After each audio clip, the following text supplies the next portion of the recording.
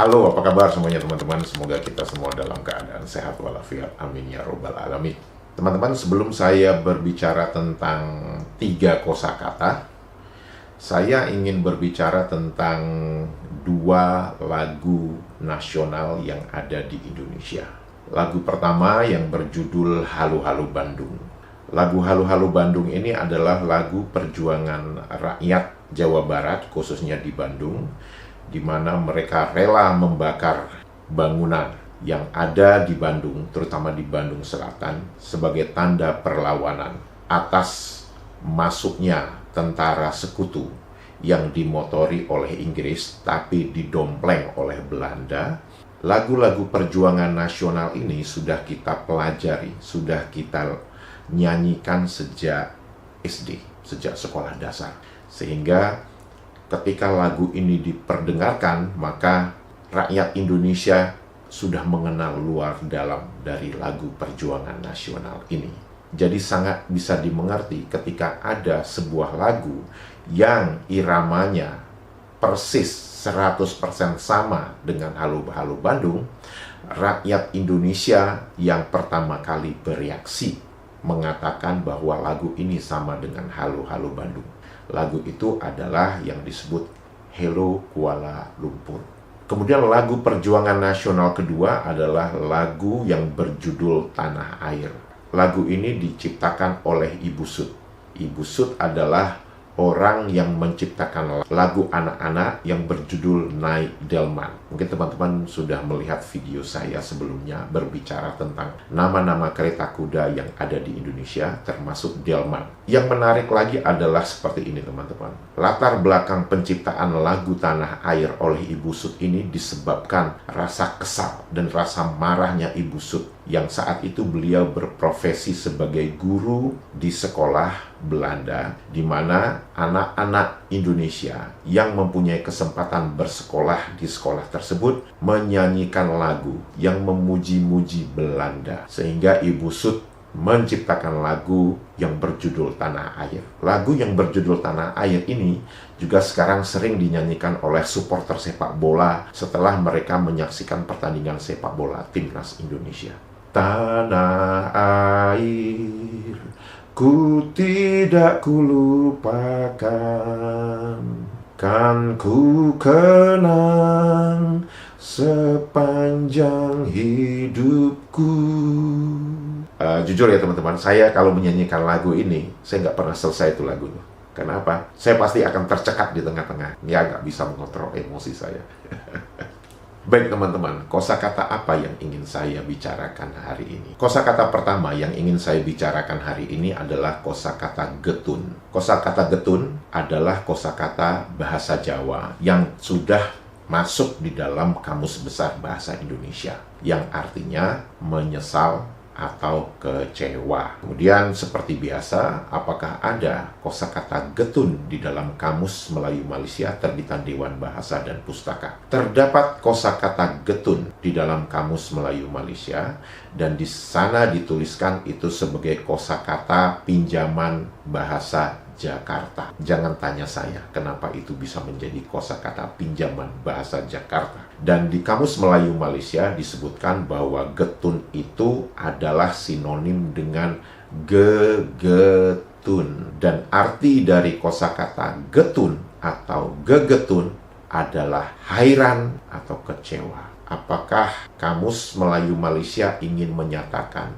bahwa hairan itu sama dengan menyesal? Apakah ini kasus yang sama di mana Minahasa itu dianggap sama dengan Halmahera? Mengapa perbedaan definisi kosakata ini bisa terjadi? Kalau kita bertanya kepada sebagian dari rakyat Malaysia, maka jawaban yang sering kita dengar adalah, oh, kami meminjam kosakata itu bukan berarti definisinya harus sama. Atau kami meminjam sebuah kosakata itu bukan berarti ejaannya harus sama. Atau yang lebih ekstrim lagi, kami meminjam kosakata itu ya suka-suka kami bagaimana untuk mengartikannya. Itu jawaban-jawaban tipikal yang sering kita dengarkan ketika kita bertanya, mengapa ini bisa berbeda? Coba kalau kita mendengar suatu kalimat seperti ini. Saya merasa sangat getun ketika melihat fenomena hujan meteor di langit tersebut. Kalau kita mengartikannya di dalam bahasa Indonesia, maka itu menjadi aneh. Karena di dalam bahasa Indonesia, kosakata getun itu artinya kecewa atau menyesal. Saya sangat kecewa atau saya sangat menyesal bagaimana hujan meteor itu bisa terjadi di langit. Kalau kita mendengar kosakata itu, orang Indonesia akan bertanya, maksud lu? Kenapa lu menyesal? Kenapa lu kecewa? Tapi kalau misalkan menggunakan definisi yang ada di Kamus Melayu Malaysia, itu menjadi saya sangat heran. Ngomong-ngomong, sudah berapa banyak ya kosakata Jawa yang saya bicarakan, dan kosakata Jawa itu sudah terdaftar di dalam Kamus Melayu Malaysia terbitan Dewan Bahasa dan Pustaka. Kosakata kedua ini adalah kosakata cece. Apa arti dari kosakata cece? Arti dari kosakata cece itu adalah anak dari cucu. Artinya apa? Itu cicit. Betul? Apakah ada kosakata cece di dalam Kamus Melayu Malaysia? Ada. Dan di situ dituliskan bahwa kosakata cece itu kosakata pinjaman bahasa Jakarta. Apa arti kosakata cece di dalam Kamus Melayu Malaysia? Anak dari cicit. Berarti sinonimnya piut dong. Apakah tim penyusun Kamus Melayu Malaysia ingin mengatakan bahwa cicit itu sama dengan piut? Itu pertama. Yang kedua, apakah Jakarta itu tidak berada di Indonesia? Lantas mengapa ada perbedaan definisi untuk kosakata cece? Di Kamus Besar Bahasa Indonesia, cece itu adalah cicit, tapi menurut Kamus Melayu Malaysia, di mana kosakata cece itu pinjaman bahasa Jakarta, dan diartikan sebagai piut, menakjubkan, dan ajaib, bukan? Dan kalau teman-teman sudah melihat video-video yang saya upload ini, pola-pola itu sangat jelas terlihat bahwa terdapat perubahan definisi kosakata pinjaman, di mana dituliskan misalkan ini kosakata pinjaman dari Jakarta, tapi begitu kita merujuk kepada Kamus Besar Bahasa Indonesia, itu definisinya berbeda. Dan kadang-kadang kosakata yang harusnya Jawa menjadi Jakarta, yang Jakarta jadi Jawa. Yang kosakata bahasa Indonesia itu dibuat seolah-olah itu kosakata Jakarta dan definisinya diubah. Apakah motif dari perubahan definisi kosakata pinjaman ini? Suka-suka Malaysia juga. Kosakata berikut adalah kosakata casciscus.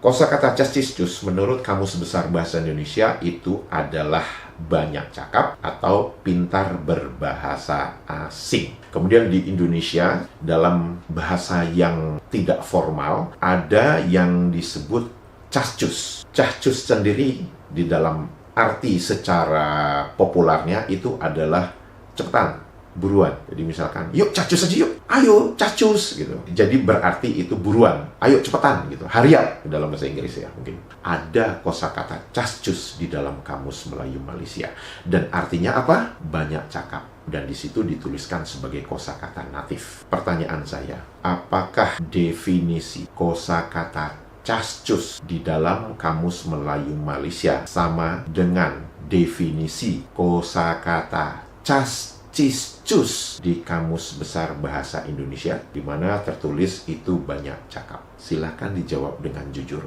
Jujurlah padaku bila kau tak lagi cinta.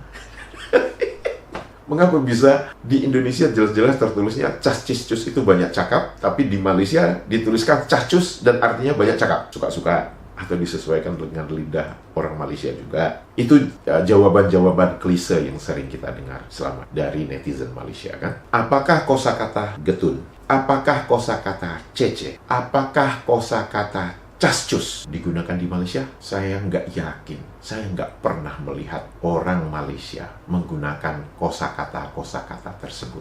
Lantas kalau tidak pernah digunakan, untuk apa dipinjam?